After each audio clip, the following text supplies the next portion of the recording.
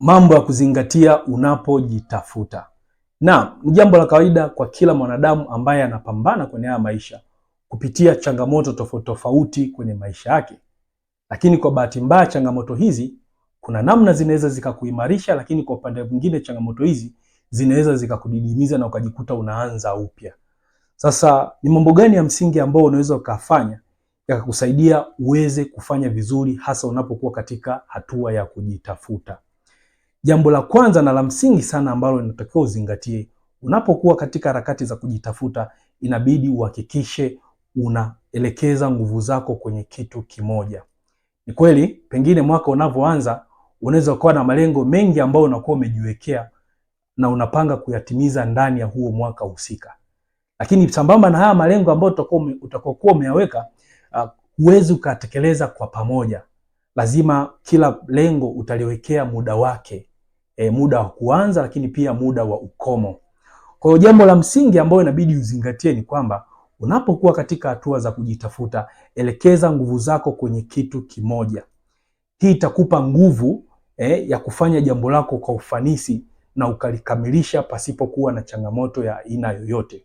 Kwa hiyo badala ya kwenda na malengo yote kwa pamoja, basi kila lengo lipe muda wake. Muda wa kuanza lakini pia muda wa ukomo. Hii itakusaidia kila malengo ambayo utakuwa umejiwekea basi uweze kuyatimiza kwa wakati na kwa ufanisi. Jambo la pili ambalo linaweza kukusaidia ili uweze kufanya vizuri hasa unapokuwa katika hatua ya kujitafuta, hakikisha unapenda kile unachofanya. Ni kawaida kabisa watu wengi wanakutana na hii changamoto ya kupoteza morali hasa wanapokuwa katika mazingira ya kazi, aidha kazi binafsi au kazi za kuajiriwa.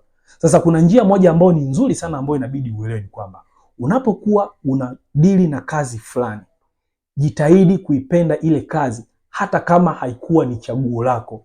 Unapoipenda kazi yako inakupa nguvu ya kusonga mbele na kufanya vizuri zaidi.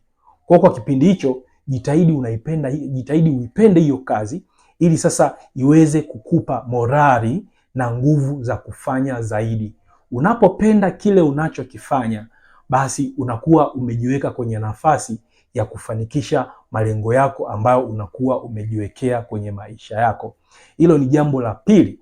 Jambo la tatu ambalo inabidi uzingatie hasa unapokuwa katika kipindi cha kujitafuta ni kwamba epuka mahusiano yasiyokuwa na tija. Sote tunafahamu nguvu za mwanadamu zimefichwa katika hisia zake. Kwa hiyo ukielekeza nguvu zako na hisia zako kwenye mahusiano yasiyokuwa na tija, basi kuna uwezekano yakakupotezea uelekeo na ukashindwa kufanikisha malengo yako kwa ufanisi. Hivyo basi, jitahidi sana unapokuwa katika kipindi cha kujitafuta uepuke mahusiano yasiyokuwa na tija. Hii itakusaidia sasa yale malengo ambayo umejiwekea uweze kuyatimiza kwa ufanisi. Jambo la 4 ambalo linaweza kukusaidia uweze kufanya vizuri hasa unapokuwa katika hatua ya kujitafuta ni kuhakikisha unajenga mtandao wa watu sahihi. Waswahili wanasema ili ufike haraka lazima uende peke yako, lakini ili ufike mbali zaidi basi nenda na wenzako.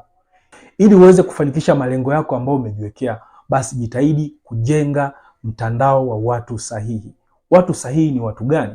Watu sahihi ni wale watu ambao watakusaidia kufikia maono au ndoto ambazo unakuwa ukiziota kila siku. Na watu hawa wanaweza kukusaidia katika ushauri, lakini pia msaada wa kifedha, lakini pia kukunyanyua pale ambapo unaweza ukawa umekwama. Jambo la 5, kubali kukosolewa.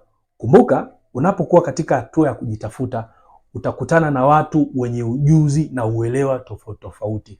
Hivyo wanapokukosoa maana yake kuna mahali aidha umekosea au umefanya lakini haujafanya kwa kiwango ambacho kinastahili. Hivyo basi, unapaswa ujifunze kupokea maoni ya watu wengine bila kujali maoni hayo yanakuumiza au hayakuumizi.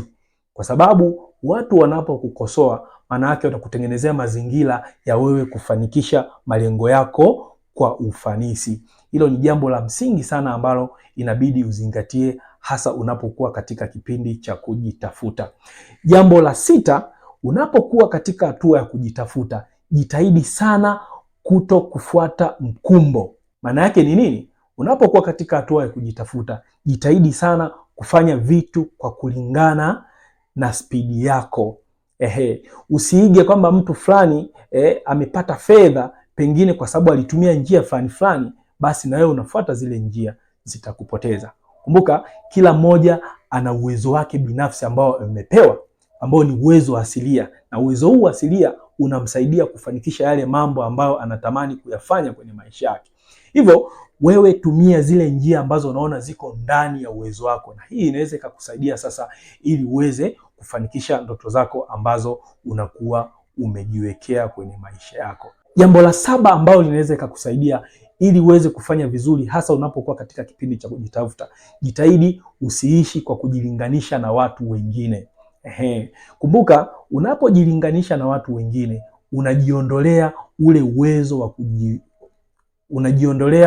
uwezo wa kujiamini, unajiondolea ile hali ya kujiona ni mtu mwenye thamani, kwa sababu unapojilinganisha na watu wengine, mafanikio yao yatakuondoa kwenye mstari wa kupambania zile ndoto ambazo unakuwa umejiwekea kwenye maisha yako. Hivyo basi, epuka sana kujilinganisha na watu wengine ili uweze kufanya vizuri hasa unapokuwa kwenye hatua ya kujitafuta.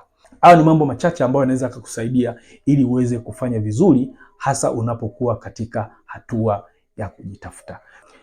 Baada ya kusema hayo, asante kwa kunisikiliza. Mimi naitwa Steven Matongo na nikutakie wakati mwema.